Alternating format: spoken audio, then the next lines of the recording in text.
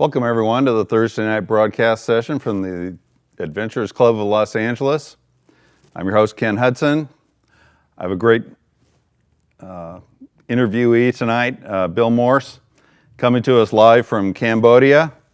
It's about 9 in the morning there. He's having coffee. I'm having a drink. Welcome, Bill. Glad to have you here. Thank you so much for making the time for us. I think one of the things that impresses me about you is a lot of people have been on adventure, and you have some adventure under your belt for sure, and not the least of which is the last several years. But I'd like to talk to you first about, you're a member of the club, you have experience with us. I'd like to talk about your pre-Cambodia days a little bit. And hear about how you became a member and some of your pre-Cambodia life. But the way I came to be a member of the club sort of ties in with the Cambodia stuff.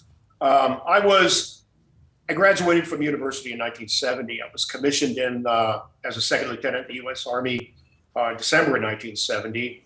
I fully expected to do my trip to Southeast Asia at that time, but we were down to about 25,000 troops in Vietnam at that point, and we were popping out second lieutenants like popcorn. And when I got to Fort Gordon, Georgia, to take my officer basic class, I signed in, expecting to do what they call vol-in-def. I was going to volunteer for a 3-year commitment, and I'd already been talking to the Pentagon about going to Italy, and they handed me my orders, and I was on active duty for 90 days. I was like, what's this 90-day stuff? And they said, well, you're on active duty for 90 days. It's like, what? No, I'm going to Italy. And they said, no, kid, you're not. You're going in for 90 days and you're out. So I spent 16 years in inactive reserves after I got out of the Army. Wow. I became involved in politics in Georgia. I ran the George McGovern campaign in the eastern half of Georgia in 1972. You guys are my age, you remember that. We didn't win. No, it was basically voter registration stuff. I taught school in Georgia. And then I moved to LA, got a job working for Toyota. They have a manufacturing plant in Long Beach. It was called Long Beach Fabricators at the time. I was the coordinator for them. They were a private company. And when I got there, they had 2 assembly plants. They had one plant that made the pickup trucks for the Toyota pickups, and the other plant made the canisters for submunitions for cluster bombs going to Vietnam. Wow. So that's pretty diverse. Yeah. So I'm out in the parking lot doing a QC on the trucks, and in the rack next to me are a bunch of bombs with little signs on them. Said, this one's from me. This one's for you. Wound up quitting that, went into business for about 30 years and traveled a lot. No big adventures at that time other than, getting lost in towns. I was in Berlin when the wall came down.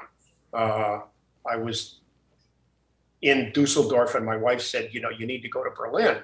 And I said, it's hard to get to, it's expensive. And she said, this is only going to happen one time in your life. You got to get there. So I did, met a bunch of German guys. We climbed up on the wall near the Brandenburg Gate.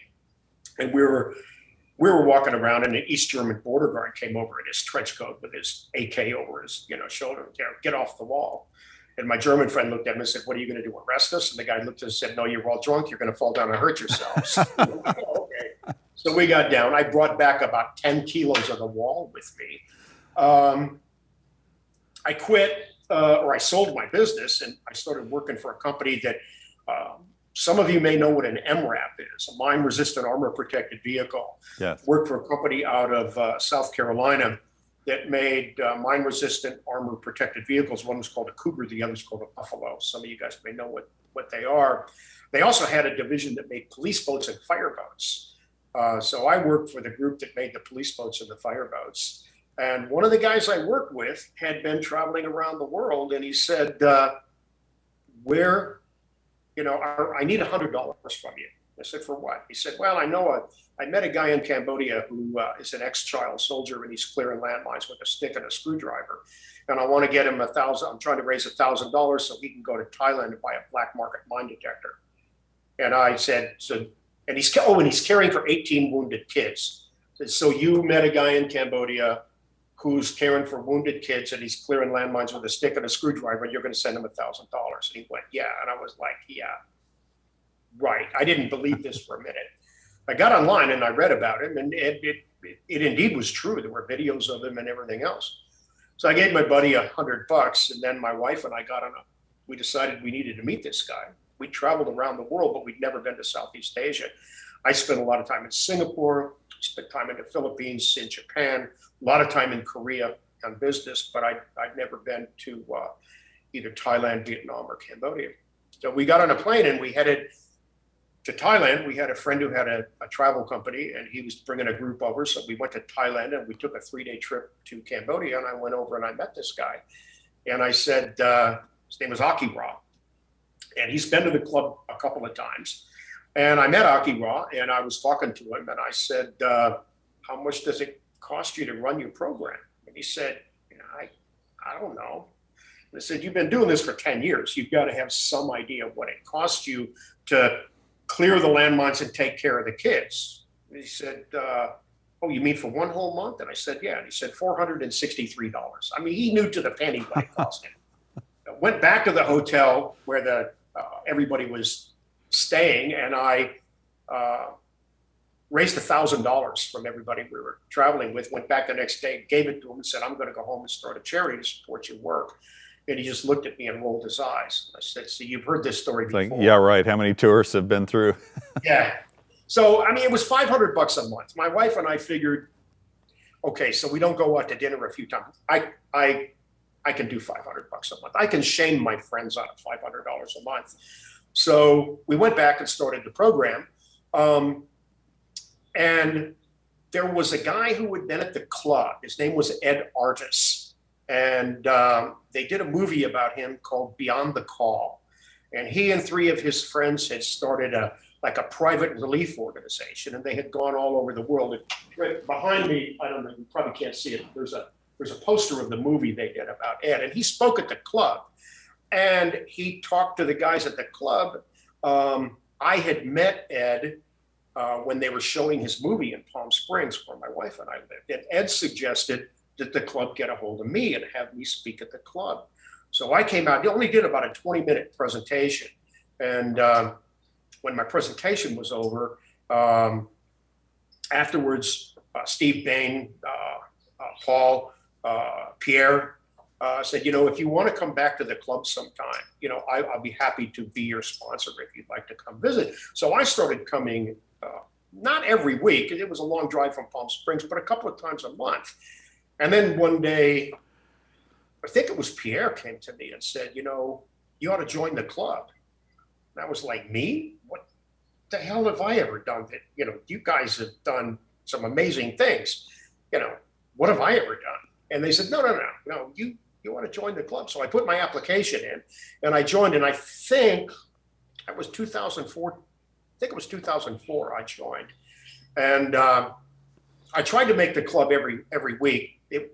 I was against the traffic coming in from Palm Springs in the evening. I could leave about 4 o'clock, and I could usually get to the club by 6:30. And then I turn around at night, and it was, depending on whether or not the cops were on the freeway, it was 90 minutes to an hour to get back home.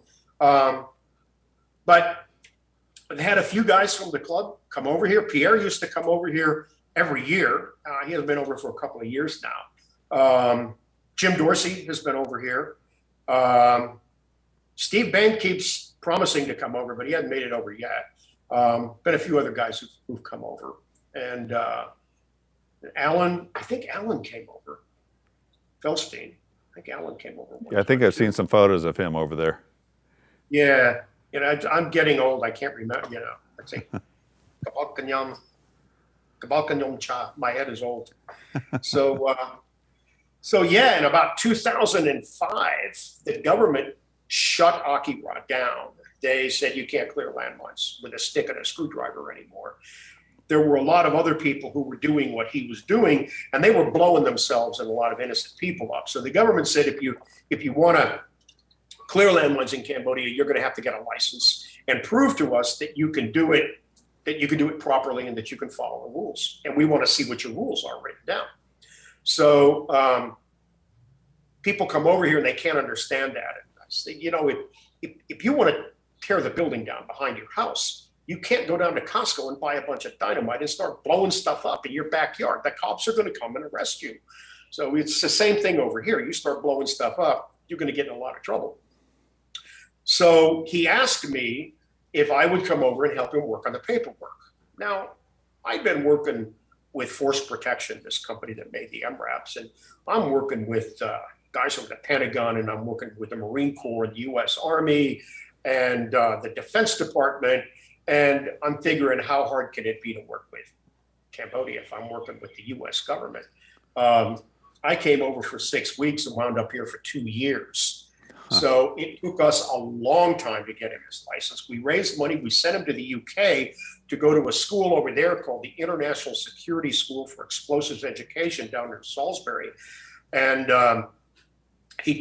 there's different levels for clearing landmines. There's level 1, level 2, level 3, and level 4. Level 4 is nuclear and biological. We don't have that here, thank goodness. So he trained up to level 3. It cost us about $30,000 to send him to that class. He took the class, he came back. We finally, in 2007, we got his license, and it cost us we had 7 people. The first field he cleared, I think, was a hectare, 2.5 acres, 100 meters by 100 meters. And it took us 6 months to clear it. Now we clear about 5 hectares a month right now. We're a bigger organization. And so we started doing that. My wife came over. Akiba had a landmine museum, which is where I first met him, which was a bunch of wooden fence along the Siem Reap River. He had 18 kids living in it, and it was all full of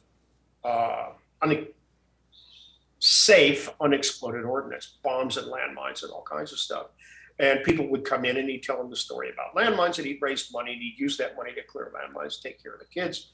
He moved into a new complex. A guy from Canada raised the money. Tom Shadyac, who was Jim Carrey's producer, put up about $250,000. And they bought some land and they built a really nice museum inside Angkor Park. And they had a school in that for the kids. So the kids went to public school, then they came back and they had English language classes. So my wife came over she's a teacher. She came over to work in the school for a little while. We came over for 2 years, and she said, I said after we'd been there about 6 months, I said, "Can you stay here for 2 years?" And she just looked at me and said, "I'm not leaving these kids." So 2 years became 3, and that was in 2009. So we've been here now for 12 years, and we sold the house in Palm Springs. We decided that it was too difficult renting it out, especially from this distance. So we hired an estate company. They came in on a Thursday, put prices on everything in the house. We'd been married at that point about 40 years. And on a Monday morning, they swept out an empty house. So we just sold everything. And we used that money partly to help fund the programs we do. But we got a grant from the U.S. Department of State in 2009. That's quite the extreme way to divest yourself of possessions. You find out real quick that you don't own any of that stuff. It all owns you. Yes. We kept a few things. We had about the smallest container we could get was 6 feet, and we had it about a third full. And a lot of it was just junk that we wound up throwing away, but we kept some paintings and some things like that we liked. But the house we have here is beautiful. It's really nice, and it's completely furnished. So the furniture in this room is really all the furniture we own. I got a couple of chairs, and I've got a stand-up desk. And everything else in the house belongs to the landlord. I've got a really nice landlord. He hasn't raised my rent in 7 years. So don't let him watch this. Yeah, I mean, I've got a friend of mine who had a bar in town, and he was paying $400 a month for the bar. And when the lease ran out, they raised his rent to $4,000 a month. Wow. So he's back in Vermont now. So I want to take a complete tangent for a second, and then we'll loop back to. I want to talk about Akira in a minute. But Andy, can we bring up the first photo?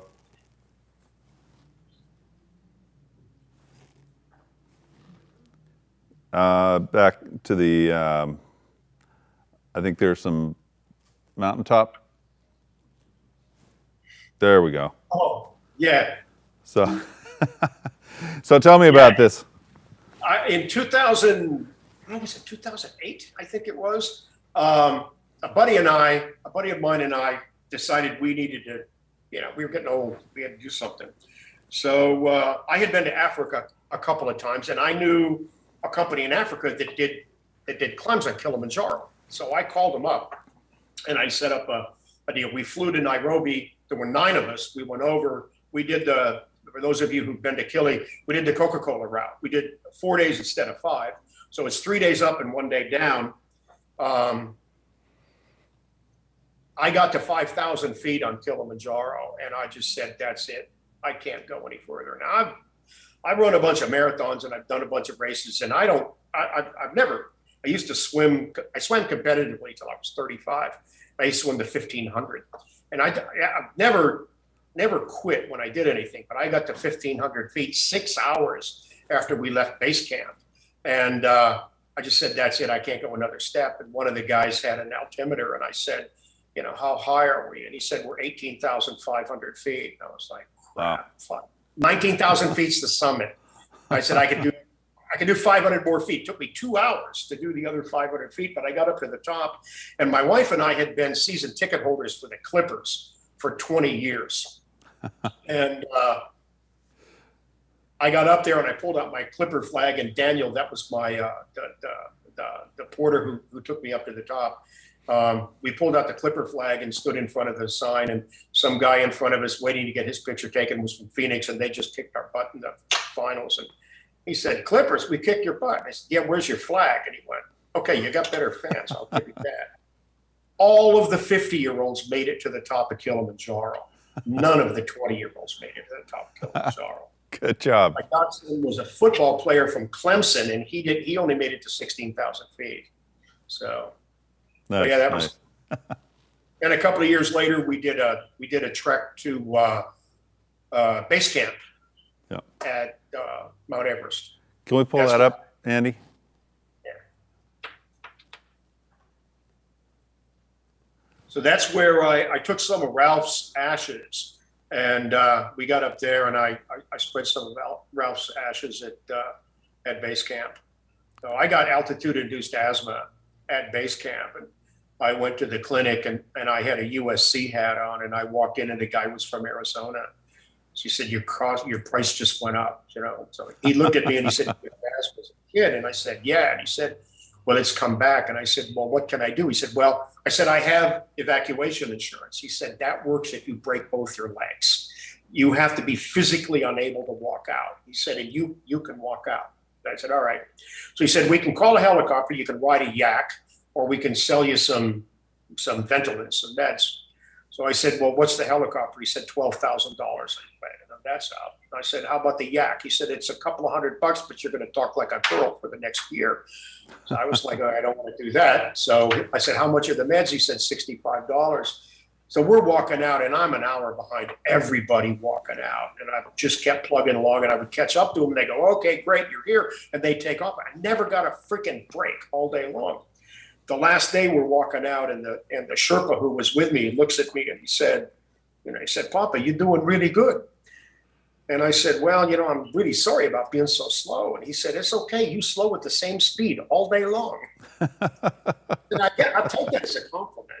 So when we were climbing Kili, the first day we were climbing up, the porters started saying, Babu, you okay? I said, yeah. I went to our guy, the Tanzanian guy named Frank, and I went, Frank, what's Babu mean? He said, that's Swahili. It's a term of endearment. I was like, okay. They kept calling me Babu. Finally, I went to Frank and said, Frank, what does Babu mean? And he looked at me and said, it means grandfather. And I was really incensed at that. And my buddy Jack walked over and he said, what's the matter? I said, they're calling me grandfather. He said, Bill, we're 58 years old. They're 19. Do the math. And I was like, oh, okay. So my nickname sort of became Babu, and I came over here and they started calling me Babu. And Babu in Khmer means big monkey. So I'm not sure which is worse. Yeah. And I tell people, Kanyom Chama Babu. My name is Babu. And they look at me and I go, Kanyom Sabatom Kanyom King Kong. I'm not a big monkey. I'm King Kong. And they all know who King Kong is. They get a kick out of that. So, we've got a pretty strong family unit over here that we've bonded with. So it makes it real nice to be over here. Oh, good.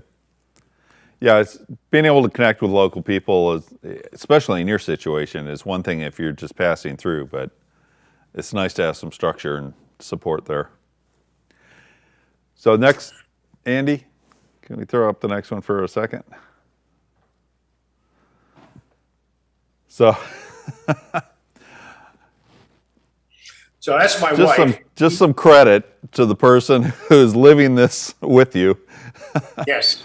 Not everyone would follow someone on this kind of an adventure. So kudos to her. Thank you. I'll pass that on. She's downstairs with. Right now, the schools are all closed here because of a big COVID outbreak we've got. So she's running a classroom for about 4 little kids. So she's down in her office doing that right now. Okay, we'll come back into where we left off. And if you could show the black and white that you had up before. So we started to talk about Aki Ra. You started going into a fair amount of detail about his efforts, but can you tell his backstory? Yeah, he was born in 1970. And in 1975, the Khmer Rouge took over the country, and his family became part of the Khmer Rouge. When the Khmer Rouge took over the country, they broke up the families. They took the kids, pardon me, and they put them into a Khmer Rouge children's camp. So he was raised in the Khmer Rouge. He never saw his parents again after the family was broken up. And he was in the Khmer Rouge he went into Khmer Rouge at about 5. At about 8 or 9, as soon as you became as tall as an AK-47, you got a gun. So they would literally stand an AK-47 up next to you, and if you were as tall as the gun, then you became a soldier. So he started out just carrying weapons and carrying ammunition and landmines and stuff around. He stayed with the Khmer Rouge. The Vietnamese invaded in Christmas of 1978. The country fell on January 7th, 1979. But the Khmer Rouge continued to fight the Vietnamese for another 10 years until they left. And then they fought the Cambodian government for another 10 years after that. The fighting here didn't end until 1998. He fought with the Khmer Rouge, was eventually captured by the Vietnamese. He and a bunch of his friends got in a gunfight with a bunch of Vietnamese. They ran away to hide, and the Vietnamese captured them. They had been taught that the Vietnamese were giants, that when they ran out of food, they cooked little children and ate them. So they were terrified when the Vietnamese caught him, and then he realized that. He said, they were just like me. They didn't want to be fighting either. They all wanted to go home. These were all guys who had been in the North Vietnamese army primarily, and they had fought the Americans until 75. And then in 79, they turned around and invaded Cambodia, and they were there for 14 years. That was a long time. So nobody had any childhood on either side. Yeah. So he fought with them until the Vietnamese left. And then he began working for UNTAC, eventually UNTAC, United Nations Transition Authority, Cambodia, and some organizations clearing landmines. And he was very good at it. He found out he was very, very good at it. He had been laying landmines for years, ever since he was a little boy. He had worked in the supply depot, so he knew how to put them together. He knew how to take them apart. He knew how they all worked. The landmines here primarily are Russian and Chinese landmines. There's some American landmines that came in from Vietnam. There's some American landmines that came in from Thailand, because we supported the Khmer Rouge for about 10 years after the Vietnamese invaded. But most of the landmines we have here are Russian and Chinese. The American landmines we have here are they're called M14s. They're about this big, about that round, about a little bit bigger than this. Okay. And then they've got anti-tank mines. There are a lot of American anti-tank mines here. So he knew how to use all this stuff. So he went to work for them.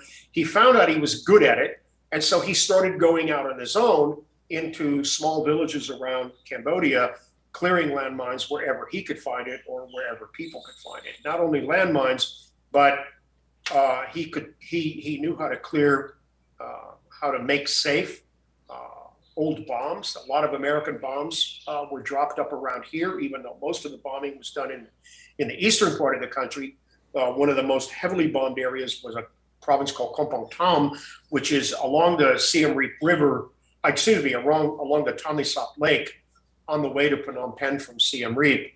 There was also a lot of bombing done up around here, around Siem Reap by the Americans after the Khmer Rouge, or before the Vietnamese invaded, trying to keep the Khmer Rouge off balance.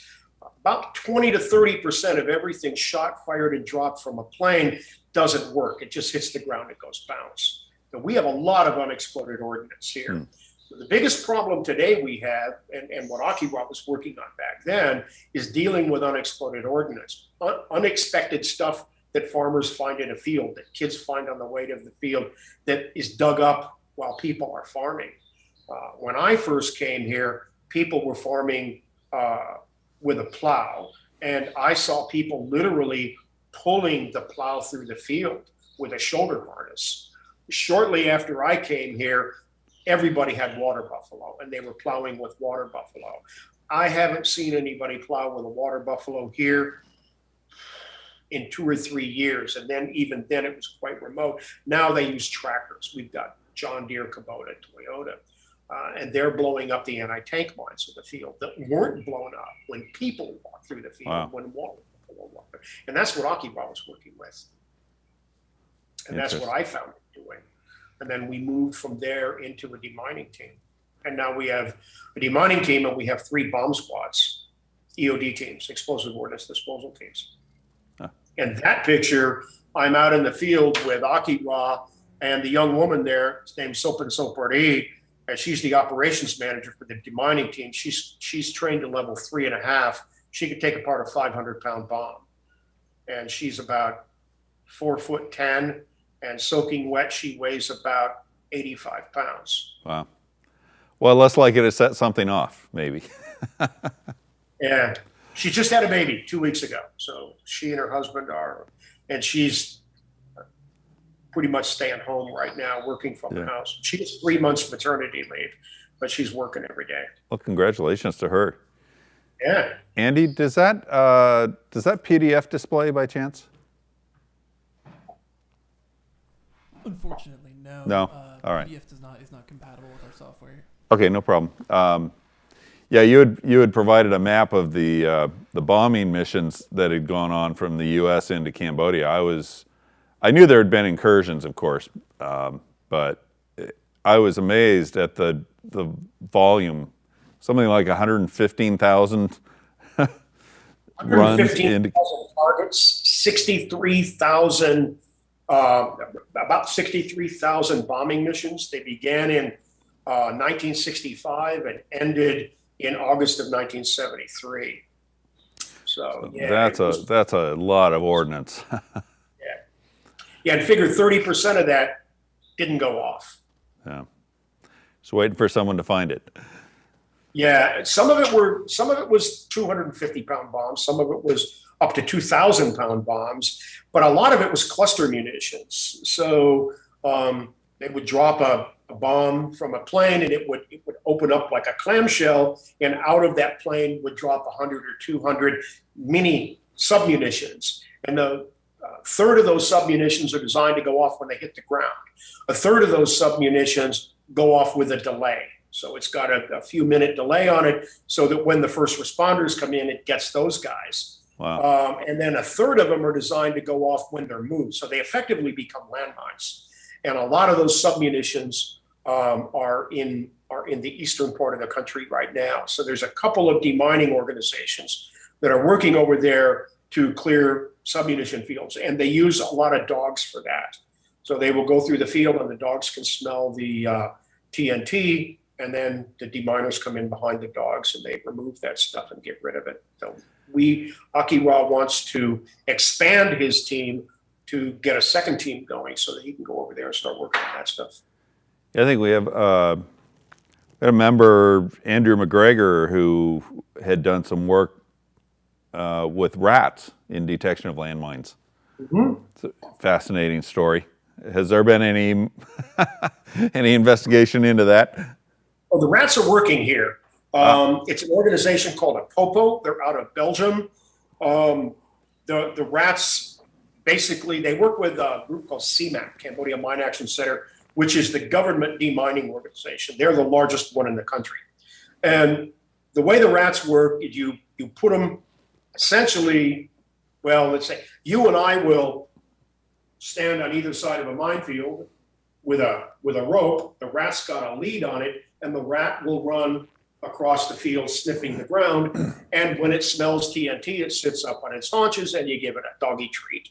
And then you go in and you dig up the landmines. So we get people coming over and go, do you have rats clearing landmines? I said, rats don't clear landmines.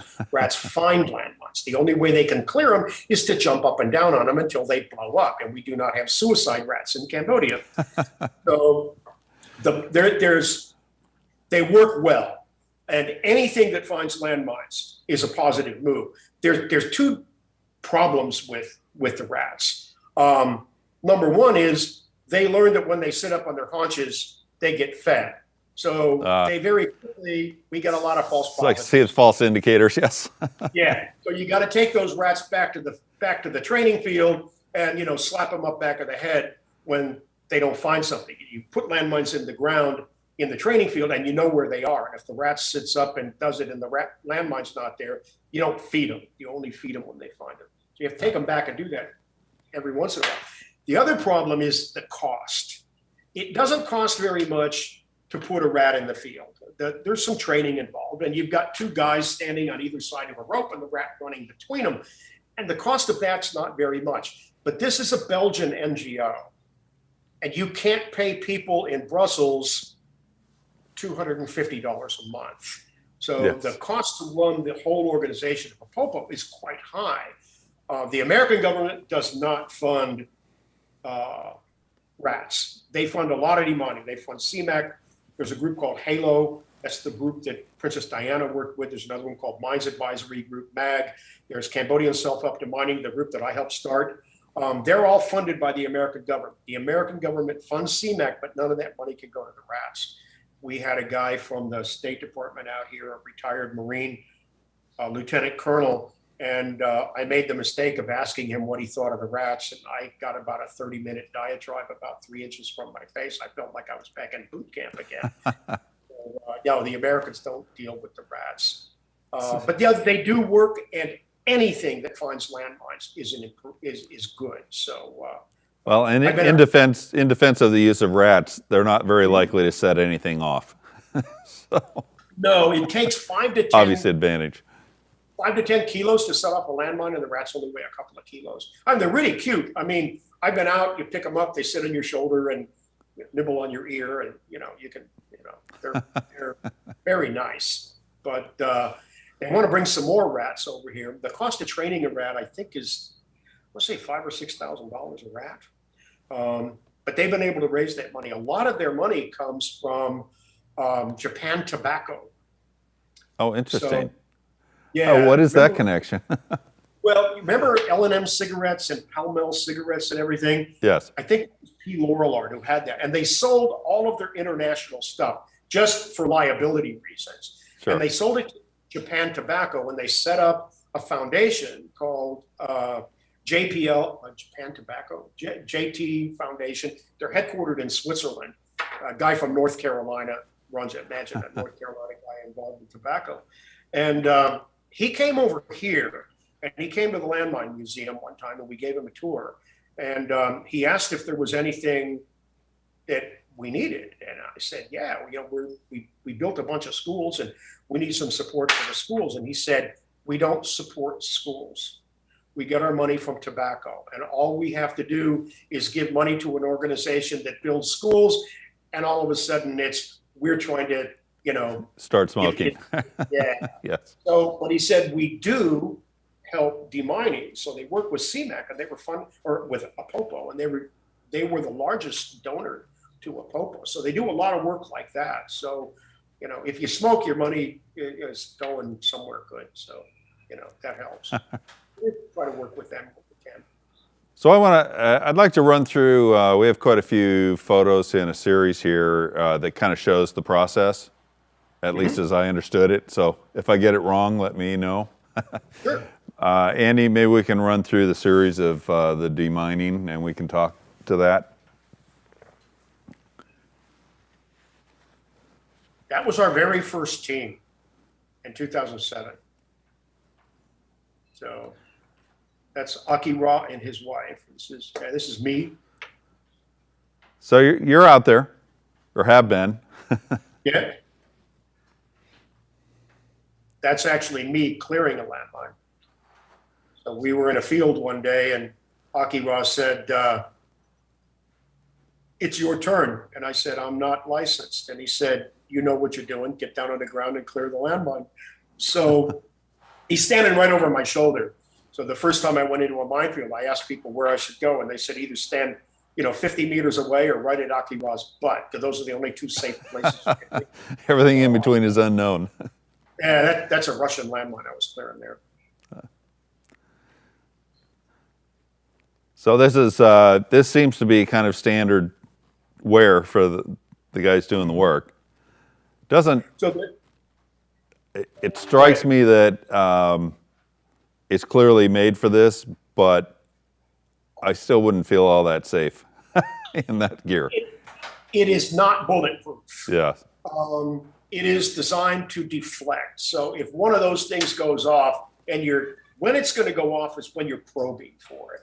So what we do is we work in a lane, and you start at one end of the lane, and you put a red stick at your feet.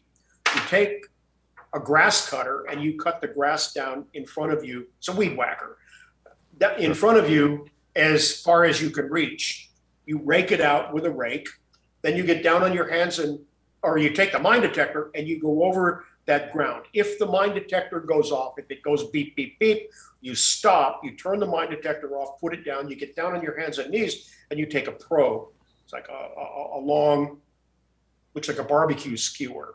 And you start probing the ground like this, looking for something, and you tap the side of it. Because the triggers are on top.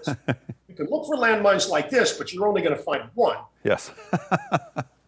So once you tap the edge of something, then you clear around it. That's the time that it's most dangerous.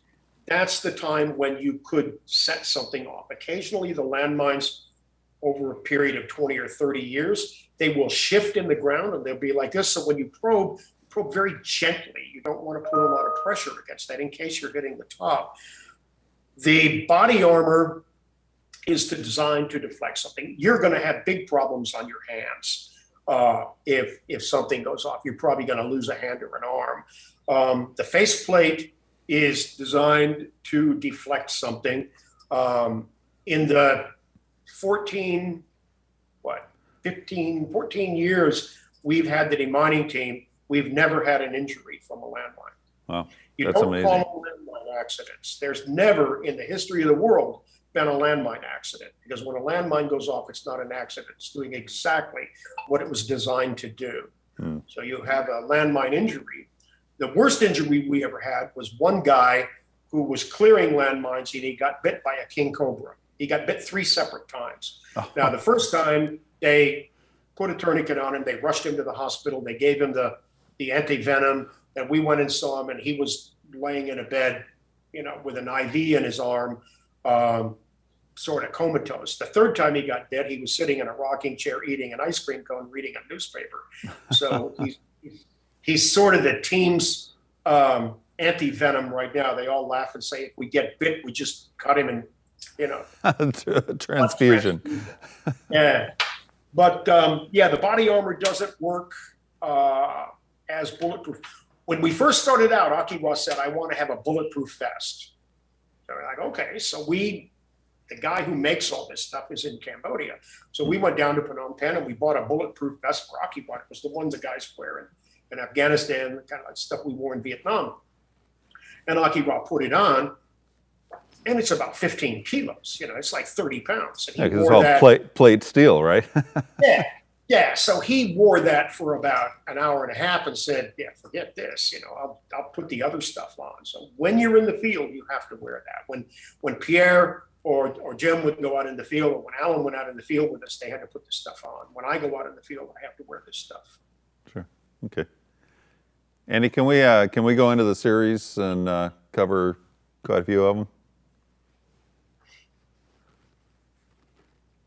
This is one of our minefields. So this is the team going out. That map you saw was the map of the minefield, and we update that every day. A lot of the organizations have computerized mapping programs and everything. All of our stuff is done by hand. So one of the guys on the mining team actually lays that out with a GPS, and then he draws the field, and then every day we checkerboard off what we've cleared. Okay. We've cleared about 8 million square meters of land. We've turned about 50,000 people back onto land that, as I say, in every sense of the word, was killing them before that. Sure.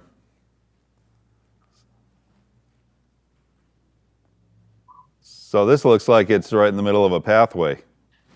Yeah, this actually where the square box is right here, when we find something, we will either put a square box around it and then come back later on and deal with that item. We blow things up usually at the end of the day, or sometimes we build a box like that, we dig a hole, and when we find something, we take it and we put it in that hole, and at the end of the day, we blow everything up at once. It depends on whether or not the item is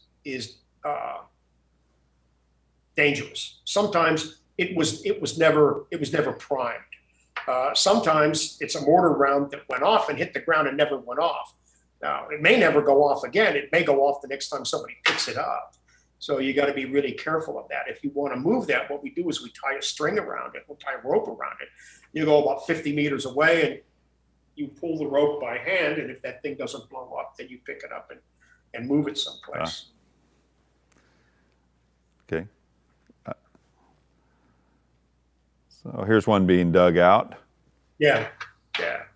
Now, what is this device? That one, that's a piece of unexploded ordnance. I'm not sure exactly what that is part of. Okay. Next.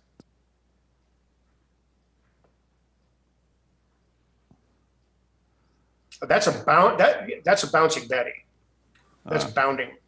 So that is set in the ground.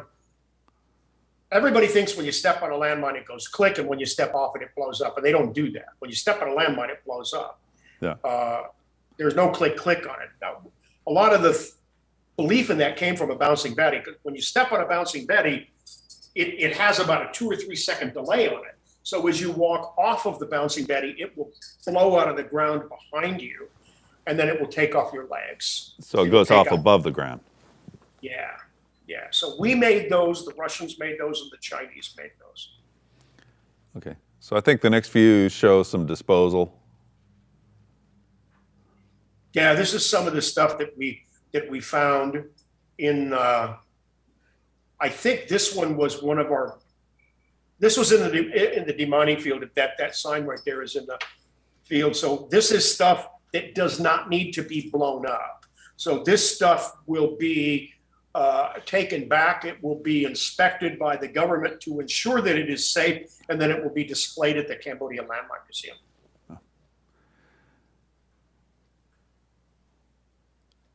That's TNT. That TNT came out of an American bomb. Oh, So so what it's we being do- repurposed? Yeah. So what we do is when we find an American bomb, we pull it out, we send it down to Phnom Penh, and there's an organization there called Golden West out of Simi Valley, California. And Golden West will take the TNT out of the bomb, they will recycle it, and then they give it back to us in little blocks, and we use that to blow up the landmines and the stuff that we find. Hmm. Okay. That's the detonator we use when we blow stuff up. So and that's another one bites the dust. If you go to our YouTube page, if you just look for a Landmine Relief Fund on YouTube, we've got a YouTube channel, and there's all kinds of videos of us blowing stuff up. It's always fun to blow stuff up. Strikes me as a perfect job for a 14-year-old teenager. We had a guy, one of our donors was a guy from Australia, and he'd been a tunnel rat in Vietnam. Most of you know what the tunnel rats were. Yeah. And when he came over here trying to resolve a lot of his PTSD issues that he had with the Vietnam, and then he came to Cambodia and he met Aki Ra. Now, when this guy went back to Australia after the war, he kept blowing stuff up. He became a demolitions guy, so he'd blow up buildings and things like that. His name was Bomber.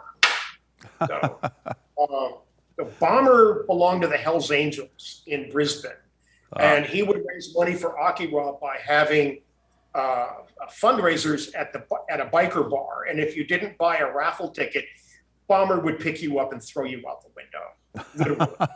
So, the first time I met him, he just scared the hell out of me. He had tattoos everywhere and more jewelry than any of your wives have, and he wore it all at once. And he smoked 5 packs of cigarettes a day. Wow. Now, if you know Australia, it's $30 a pack for cigarettes. So he spent a lot of time in Cambodia because a pack of Marlboro Reds is $1.50. So Yeah. he could live, here just on the subway. He died a couple of years ago from lung cancer and other. So I know what a tunnel rat is, but for the sake of maybe younger generations who haven't heard the term, can you explain that for them? Yeah, the Vietnamese had tunnels dug in the ground, and that's where they would hide. I think it was the 25th Infantry Division in down south of Saigon in Chulai? No. Cu Chi? Cu Chi, thank you. Yeah. In Cu Chi, they had a whole bunch of tunnels. So the American soldiers took small guys and they would climb into the tunnels with maybe a flashlight, a knife, and a pistol. And they would go down there and try to find out what was going on. And there were a lot of guys died, a lot of guys killed a lot of people fighting in the tunnels. So everybody that I know who was a tunnel rat. And there's a lot of guys who come over here who were tunnel rats. Most of them have got recurring issues, PTSD. So Bomber had a terrible case, but Aki Ra has a horrible case of PTSD. And there is no program over here to deal with PTSD. Probably 30% of this country suffers from PTSD. Yeah, so, I can just imagine between having been in military or even experiencing the genocide, everything that went on is just, I spent a few days in Cambodia and it's stuck with me forever. Yeah. I asked the guy over here one time, I've been over here for about a year and I got to know a guy pretty well. And I said, who were the Khmer Rouge? And he looked around, he was bartender in a bar, at my hotel, and he looked around and he looked at me and said, we were all Khmer Rouge, because if we weren't, they killed us. Yes. You didn't get a card, you didn't wear a badge on your arm. But if you stood up in the village and said, hey, this communal farming thing, it's not working very good, we're all starving to death, they'd take you out for a walk and you never came back. So people, if you tried to escape, you were killed. A very good movie to watch is First They Killed My Father. Angelina Jolie made it. It was a woman named Luan Ong. She lives in Cleveland now. Lived in Phnom Penh when she was 7 years old and survived the Khmer Rouge. It's probably the best book on surviving the Khmer Rouge. the movie, pardon me, is in Cambodian. It's in Khmer with subtitles, but you don't really need subtitles to watch it. It's a very, very good movie. We were technical advisors on the movie. We provided the landmines and stuff for it. Okay. Andy, can we dig through some of the rest of the photos here a little? Yeah, lots of explosions. So those were pieces of shrapnel from one of the pieces that was detonated, correct? Yes. Okay. Correct. So this picture, this is a very poignant photo, as I'm sure you was the intention.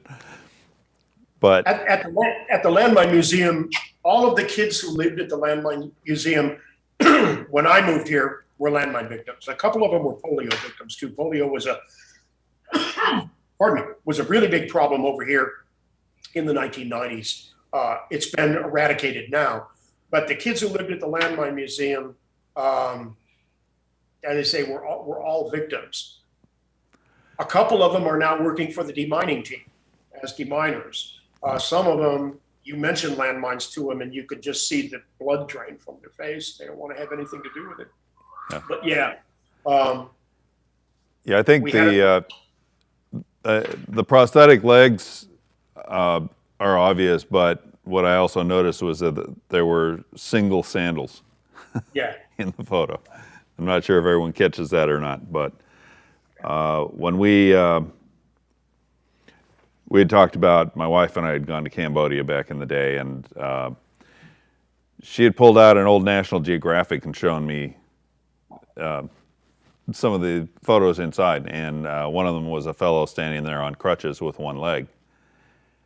And I thought, well, you're trying to sell me on going to this place? It was very counterintuitive. But we get people who come over, and I give tours at the Landmine Museum, and they'll come in and go, is it safe to walk around Angkor Wat? And, they cleared Angkor Wat 30 years ago, and there hasn't been an injury. Yeah, I mean, the only people get hurt at Angkor Wat now, people who fall down the stairs. If you drive out of the country and you drive up towards the Thai border and you turn off and go down a dirt road and you drive 5 or 6 clicks down a dirt road and you stop and you walk out into a field, you're going to get bit by a snake. Yes. We know where the minefields are in Cambodia. The minefields have been identified by the villagers. They know when they walk through an area and everybody gets blown up, it's a minefield. So we know where they are. They're not roped off. The Mine Ban Treaty, one of the things it suggests in the Mine Ban Treaty is that every minefield in the world should be tagged, basically put a fence around it, put signs up. If you put a fence around a minefield in Cambodia, the minute you leave, the villagers would pull it down and put it around their rice field to keep the cows out. They know where the minefields are. So there is a big map in Phnom Penh, a digital map, at the Cambodia Mine Action Authority. They are the agency who was in charge of clearing all the landmines in Cambodia, and everybody who clears landmines, every organization works with and for them. We work with them every year to choose the minefields that we will clear. And we choose those minefields a year in advance. So we're going to begin working in a couple of months to decide which minefields that Aki Ra's team will clear in 2022. And then we go out and clear those fields. The idea is to clear all of the landmines around, to make the world safe from landmines by 2025. Now, no one really thinks that can happen, but it's always good to have a goal, an objective. Now, when I came here, we had 2,000 or 3,000 landmine injuries a year. When you were here, I think it was up in between 5,000 and 10,000 a year. Now, last year, in 2018, we only had about 7,000 landmine injuries around the world.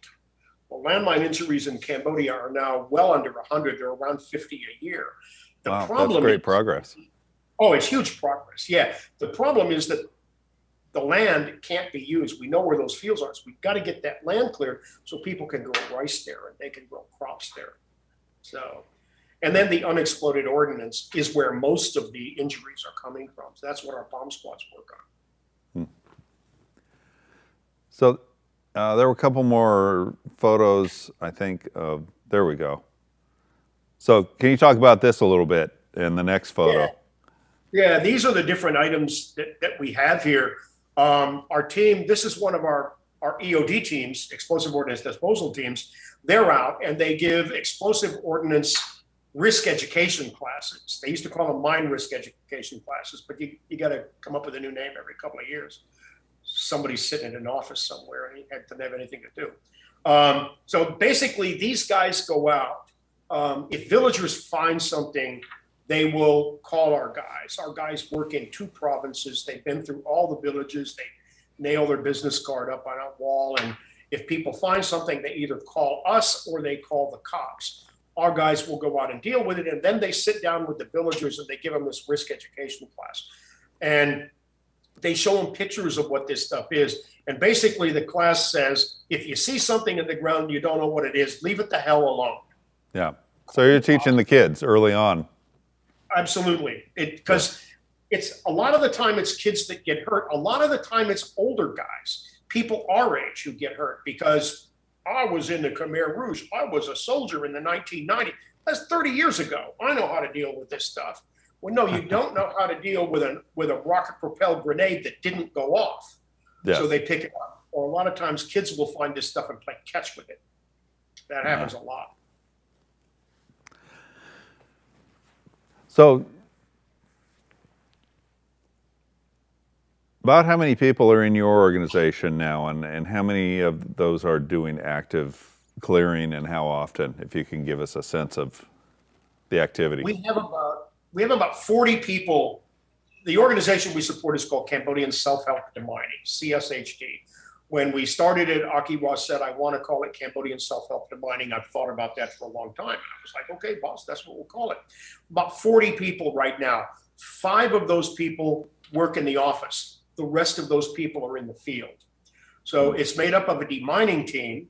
We have deminers who go out and they work for a month at a time in the field. And then we have 3 bomb squads. And the bomb squads are made up of 4 people in each squad. Each of them works in 2 provinces. So we cover about 6 provinces in the north and the west of Cambodia. They clear far more. Let me rephrase that. They deal with far more items than the demining team does because they're specifically responding to something that's found. And then we call it a call out. They'll get a call out for a particular village. They'll go up there and then we have responses. So we have somebody finds out, oh, the bomb guys are here. So 5 other people come in and say, I found something too. So the guys who go to deal with one thing and they wind up dealing with 6 or 7. These guys are really, really highly trained. They can take apart a 500-pound bomb. They are all trained to be combat medics. Now, in most demining teams, you have 1 medic. We decided we would train all of our deminers to be medics so that if the medic gets sick, has a kid, goes on holiday, whatever, we can still deploy the team with 3 people. You have to have a minimum of 3 people on a bomb squad, but you got to have 1 guy to deal with it and 2 guys to do security. So you have approximately 40 people or somewhere close to that are actively working with these all the time. Yeah. That's amazing. The sacrifice, the risk that they take, the training obviously helps, but there's always that. Always. And then we got COVID right now too. So, there's that risk. COVID is right now, it's been restricted mostly to the cities. It hasn't gone out in the countryside, but our guys come from the city. So they go to the countryside and the first thing the villagers do when our bomb squad walks in, step back. We don't want COVID to get into the countryside. The government has declared demining teams essential workers. Number 1, because we got to deal with this stuff. Secondly, because they live in the city and they go to the countryside, they want these guys to get inoculated so that they can do everything they can to fight it. Our guys go out usually with 400 or 500 masks with them. The people in the countryside don't wear a mask. I mean, they don't wear a mask mainly because they don't have anywhere to get a mask. Our guys will go out and they actually give a COVID class too to people and talk to them about, you need to wash your hands. If you get somebody who's coming in from the city, step away from them. Just don't give them a hug. They don't do that over here anyway. And then when our teams come in every month, we have a doctor here in town who gives them goes in and gives each one of them a checkup just to make sure they don't have any symptoms indicating they might have COVID. If they do, then we can send them down to be tested. And then they check them again when they go back to the field to make sure that they're not showing any symptoms. So far, we haven't had anybody on the team who's shown any symptoms. So good. Deal with that as we go. So the demining is obviously a huge effort, but you do more than that. Yeah, you guys build schools. One of the very first places we cleared landmines was a village called Dong Tong. It's about 2 hours north from here, just about 3 clicks south of the Thai border. And we were clearing the minefield, and the villagers came up and said, we don't have a school here. Can you guys build us a building? We've got some villagers who can read and write, and we'd like to teach the kids to read and write.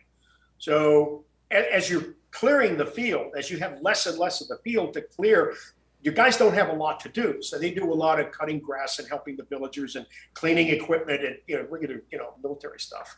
And they said, yeah, we can help you build a school. So Akira and I went up there. We looked at the place where they wanted to build a school. We pasted out, and Akira did some math on a piece of paper and said, yeah, we could build a school here, 4 rooms, put in all the desks and provide everything, $4,000. And I said, that's great, brother, but we don't have $4,000. And he looked at me and said, good, you tell the kids they can't go to school. And I'm surrounded by 65 little kids about 3 feet tall with a grin on their face. And I went, me? I don't speak Cambodian. I'm not from here. You tell them they can't go to school.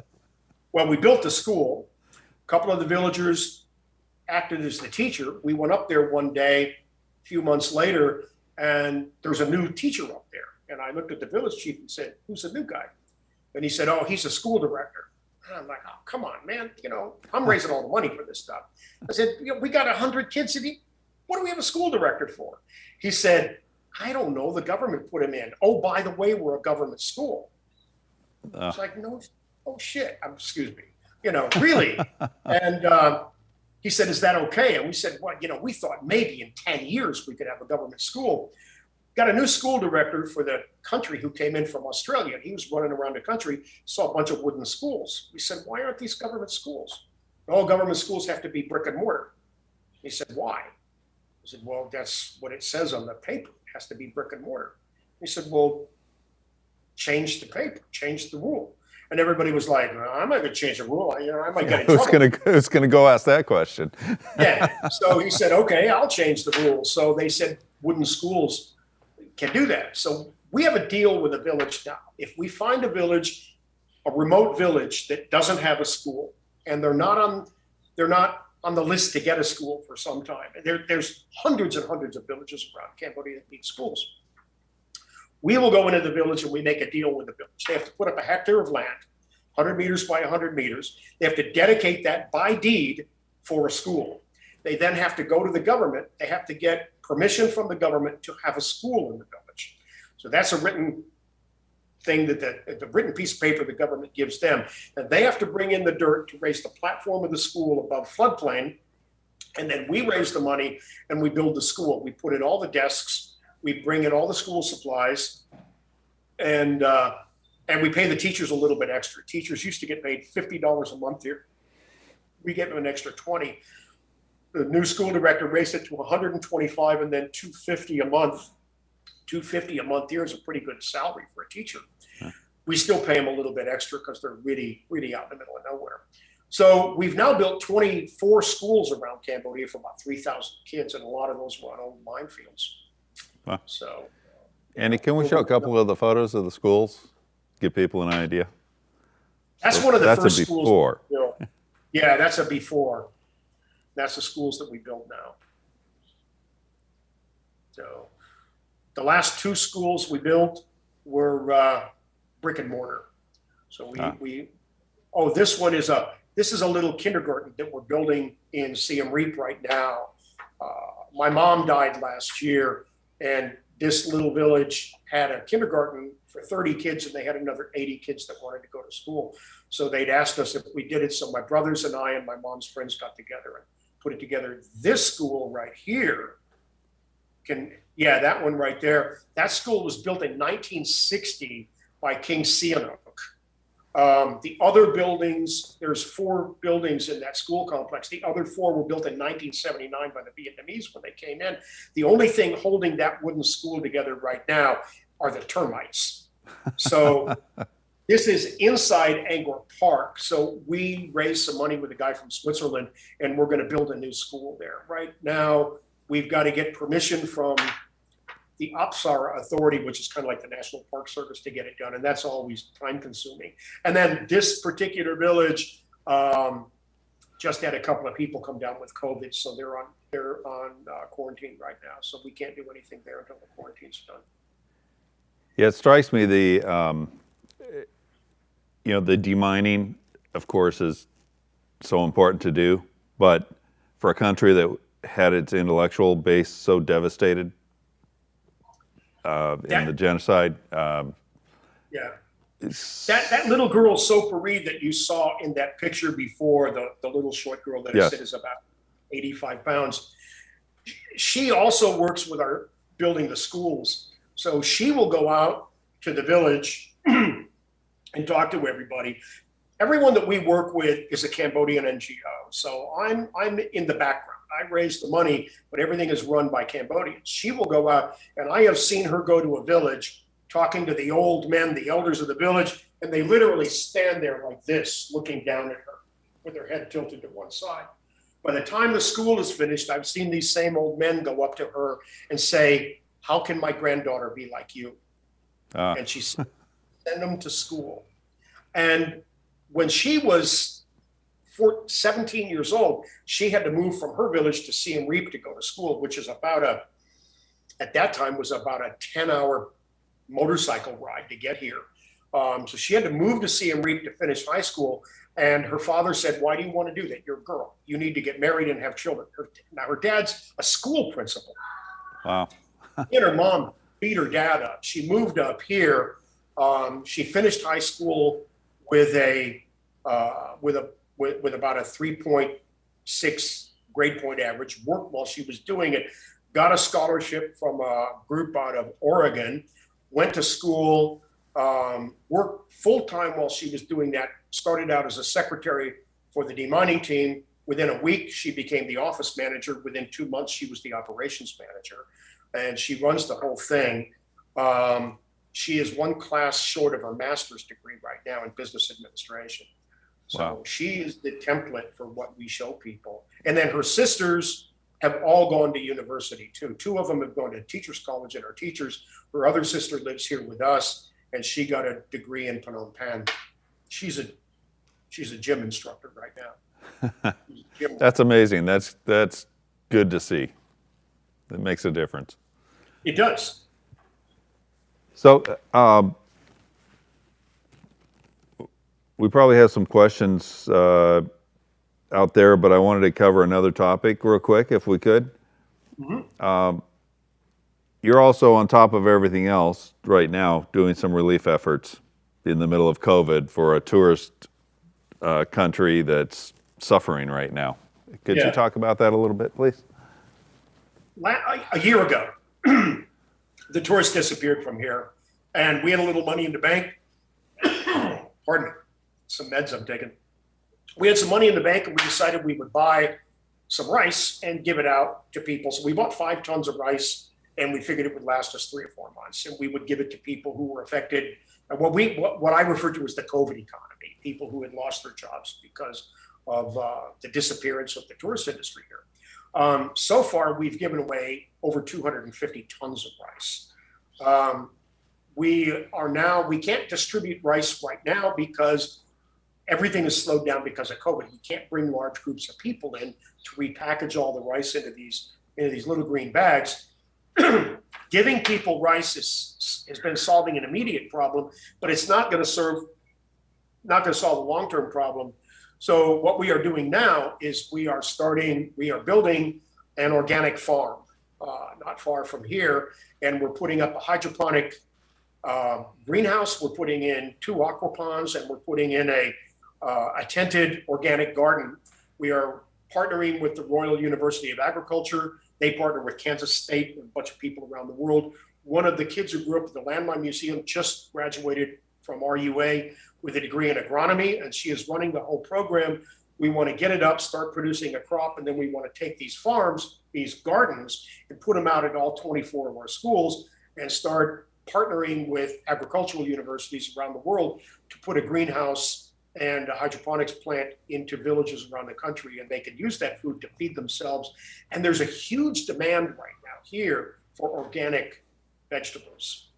So we can sell it to the grocery stores here in town, to the markets here in town. And when the tourist industry comes back, the big hotels will buy a lot of it. So this will be another source of income for people in the villages, and it can be long-term. And it'll all be run by Khmer's. The interns we're gonna have come out and put the program together are Cambodian kids from the Royal University of Agriculture. Wow, amazing. Always evolving. Yeah, I'm 73 years old and I kill plastic plants. I mean, let's go start a new, let's go start a new business. But it's fun, and these kids really know what they're doing. So I just got to raise the money. That's really what I spend my time doing. Okay. Fundraising. All right. Would you like to take some questions? Sure, absolutely, no problem. Do we have questions, Andy?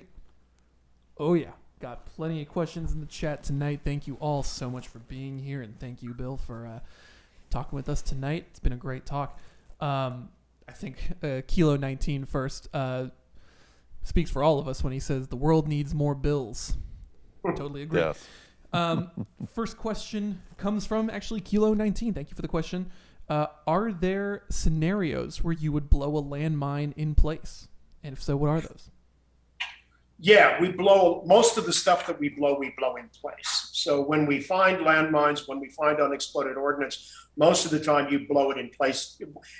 People are going to get injured when you move that stuff. So we will move it if we need to, but most of the time we blow it in place. Thank you so much. Next question comes from Bill Price. Thank you for the question. Do you ever use metal detectors? Well, yeah, we use mine detectors. Mostly we use 2 types. We have a mine detector made by a company called Mine Lab. It's an F3. It's what the U.S. Army uses. They're like the metal detector you see on a beach, but they're a lot more sophisticated. And then we use what we call a deep search detector. The one we use is made by a company called Ebinger out of Germany, and it looks like PVC piping, and it's about 2 meters long, 1 meter deep. It's square. One guy on each side walk through a field, and it will go down about 1 meter or 2, depending on the density of the ground, and that will what we use to look for anti-tank mines. But every deminer, when we're working in a lane, uses a mine detector. They're $4,000 a piece. Gotcha. Next question comes from Kilo 19. Thank you for the second question. Are certain mines harder to deal with? And I think I'll throw explosive ordnance in there as well.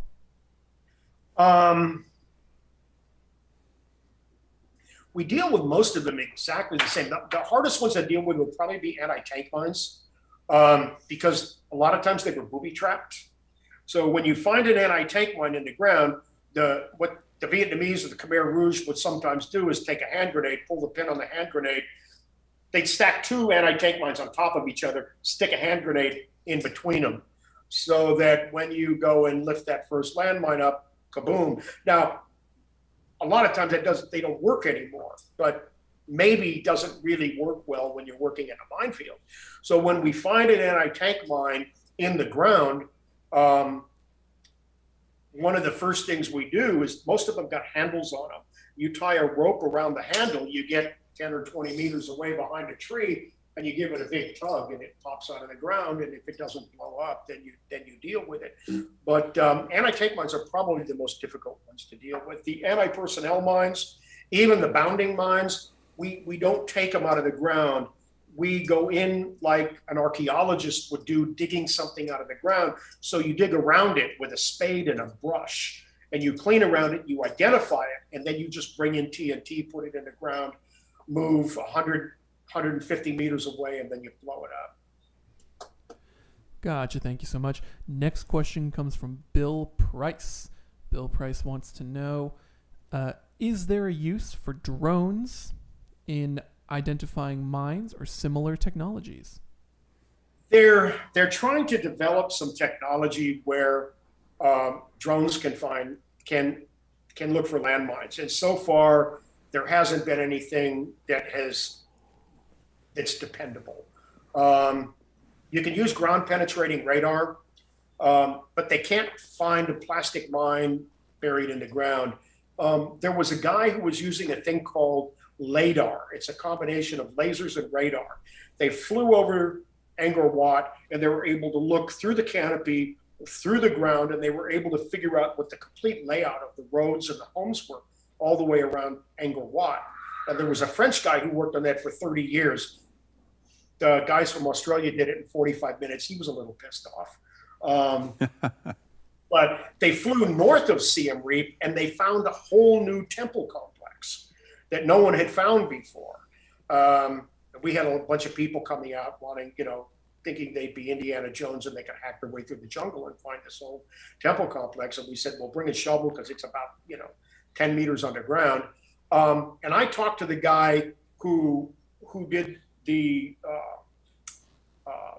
photo analysis on the whole thing. He said, why can't we use that to find landmines? And he said, well, if you had a 500-pound bomb in the ground in an open area close to the surface, you could probably find it. But you're not going to find a plastic landmine in the jungle. We just don't have the technology to do that right now. We use drones right now. What we use them for is we fly them over the field, and we can get a good layout of the field. And we can, from that photograph, we can figure out where we're going to work and where the lanes are going to go that the guys are going to be working in. But as far as finding landmines, there isn't anything that's dependable enough to use right now. Gotcha. Thank you so much. Next question comes from Mike Nelson. Mike wants to know, which part of the country is most affected by mines? The landmines are in the west and the north part of the country. When the Vietnamese came in 1979, they drove the Khmer Rouge west. They drove them out of Phnom Penh, and they drove them to the Thai border. The Khmer Rouge crossed into Thailand, and then they came back into Cambodia, and they fought the Vietnamese army and then the Cambodian army in those provinces that border Thailand. And that's where the landmines are. The biggest minefield is called K5, and it runs the whole length of the Thai border. The Vietnamese put that minefield in along with the Cambodians to keep the Khmer Rouge from going into Thailand and picking up weapons. Weapons were being delivered by the Western world into the refugee camps, and the Cambodian or the Khmer Rouge would go to the refugee camps, pick up weapons, and then come back into Cambodia and fight the Vietnamese. Gotcha. Thank you so much. Next question is, what are the technological solutions going forward that you're most excited about?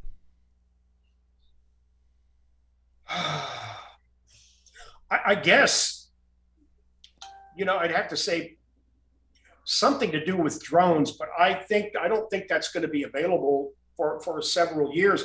Really, we don't need any tech. We have the ability to clear all the landmines in the world right now. If we put out a sign saying we were hiring deminers, we'd have 1,000 people lined up down the road. Even when the tourists were here, we'd have 1,000 people lined up down the road. The problem is not technology. The problem is having enough people to lay landmines. It's simply a question of money. With enough money, we can clear all the landmines in Cambodia in a few years. For the cost of 20 or 30 cruise missiles, we could clear Cambodia. Gotcha. Thank you so much. Next question is from Kilo 19. Kilo wants to know, does the explosive degrade over time, and does that play a factor in dealing with them? Some explosives can degrade, but most of it doesn't. So as I said, the stuff that we're using right now is coming out of American bombs that were dropped in the 1960s and 1970s. So that stuff is still perfectly good. A few more questions from the chat. Thank you so much. Next question comes from Larry Stern. Regarding the schools, is potable water a problem? Yeah, when we go into the schools, one of the things that we do is we put in a well.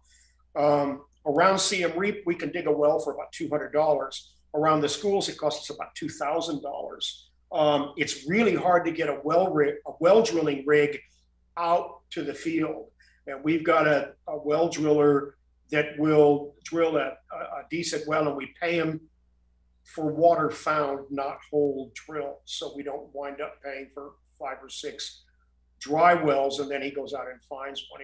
It's only when he finds water. Now, we've had him go out and drill around and he can't find any water. We still pay him something because we want him to come back and work for us. In that case, we will put a 5,000 gallon tank out there, and we can bring a tanker truck in during the dry season and fill up the tank, and during the rainy season, they can do that. But the water coming out of the ground, if we go down far enough, we can get potable water. I mean, it's not the best water in the world, but you figure what they're drinking now is out of a stagnant pond. So it's a lot better than what they had. We do provide filters for the schools. It's just a big container with a filter on it. So the kids will bring in the water, they'll put it in that, and they'll filter it out to drink. Gotcha. Thank you so much. Next question comes from Matt90068. Have they dealt with any mines that have ended up underwater? If so, what is the approach? Yeah, they have. The U.S. government came over with some guys. There were some guys from Australia who came in, and they trained CMAC, the Cambodia Mine Action Center, with the largest group in the country, to deal with underwater mines. They had mines in the Mekong River. Whenever they would have places where people would ford the river, there were some mines put in there, and then there was some mines put in on the coast. So yeah, they got guys with scuba gear going down and dealing with that stuff. Gotcha. Thank you so much. Next question comes from also Matt90068. Are the hotels open, and is there tourism now? You cannot get a tourist visa to come to Cambodia. They shut the tourist visas down a year ago. There are a few hotels open. We had 650 hotels in Cambodia a year ago. Probably 600 of those hotels are closed now. My wife just celebrated her 70th birthday, and we went to the Sofitel. And the Sofitel, I took her there for a couple of days, and the Sofitel is open. There's a few hotels. We have a Raffles Hotel here, the Grand Hotel. If you've been to Siem Reap, you know where that is. It shut down March last year, and it's planning on opening up in October this year, maybe. There are some hotels that are open. The tourists that we're getting are people who live in Phnom Penh, and they're coming up to Siem Reap for a long weekend. But there's no tourists coming into the country at all. To come to Cambodia, you have to get your visa from the Cambodian embassy in Washington, D.C. You can't get a visa on arrival any longer. When you come in, you have to give the government $2,000 in cash, and you do 14 days quarantine. Now, they're putting you in 5-star hotels. When you do the 14 days quarantine, you're tested 3 or 4 times. And then if you test negative, then you're free to go out and do what you want. But you have to have a letter of invitation from an organization in Cambodia to come over here to do work. You can't come over just as a tourist. Thank you so much. Got one final question from the chat, as well as a remark. First, what is the name of your organization? Oh, yeah, that's probably a good thing to say. Our organization is called the Landmine Relief Fund. So if you Google Landmine Relief Fund, you'll find us. It's landmine-relief-fund.com. And that covers most of our stuff. If you look for me on Facebook, Bill Morse, M-O-R-S-E, we cover most of our stuff pretty regularly on Facebook. I was telling Ken earlier that a lot of our promotion is done through Facebook, because most of the people who are our supporters are people between 50 and 80, and we tend to do more on Facebook than we do Instagram and Twitter and all the other stuff. So we do a lot of stuff there. But yeah, if you Google us, you'll find it, and you'll find all the connections. They did a movie on our work a couple of years ago. We did a fundraiser for the movie at the club, actually. And The movie's called Until They're Gone. A guy named Chris Lockett, documentary filmmaker in LA, did the movie, and it's on Amazon Prime, and I think it's a couple of other places too. But it covers the demining and the school building work that we do here pretty well. Thank you so much. Just so you folks watching at home know, the link to Bill's website is going to be in the description of this video, so you can go down there and check it out. Thank you. Final question, or it's not really a question, it's a remark, comes from Mike Nelson. Bill, the work you're doing is so important. I've covered many cluster bomb disposals in Lebanon and Egypt. The Cambodian crews I've come across are well respected among Western deminers. So I think that's pretty high praise for your work. There's a lot of guys who work for CMAC, particularly, who go to other countries and do a lot of work. So we send a lot of deminers to other places.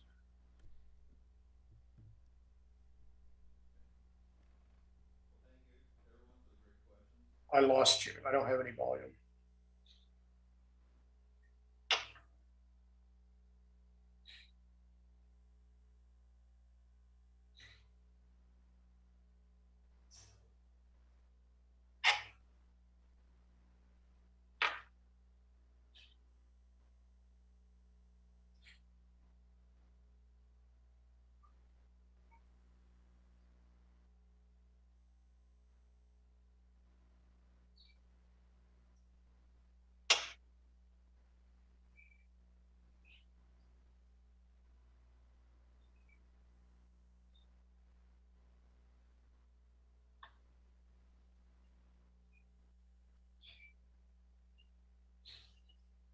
Okay.